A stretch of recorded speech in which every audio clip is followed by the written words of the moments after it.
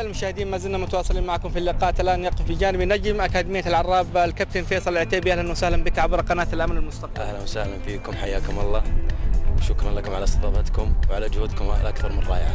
كابتن، نبارك لكم الفوز والتأهل لدور 16. الله يبارك فيك، هذا من جهود اللاعبين وما قصروا، الله يعطيهم ألف عافية وإلى الأمام بإذن الله.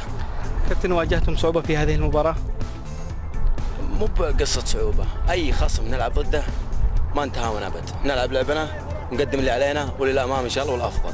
في الشوط الأول شاهدنا بطء في التحضير، وأيضا كان هناك تراجع في طبعا لازم تكون بداية المباراة لازم يكون فيه جس نبض بين الفريقين، لكن في الشوط الثاني كلمة مدرب وكلمة لعيبة وأدينا اللي علينا الحمد لله، الفوز والنتيجة الرباعية. كابتن، أنت لاعب، حدثنا عن قصة حراسة المرمى. أنا لاعب خط وسط، فأصاب الحارس فناداني مدرب وما له إلا رجاله بالأخير. واجهت صعوبة في حراسة المرمى كابتن؟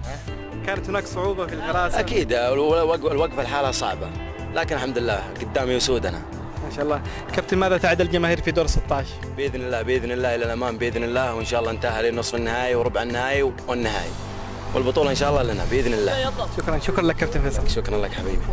إذا كان هذا هو حديث كابتن أكاديمية العراب فيصل العتيبي.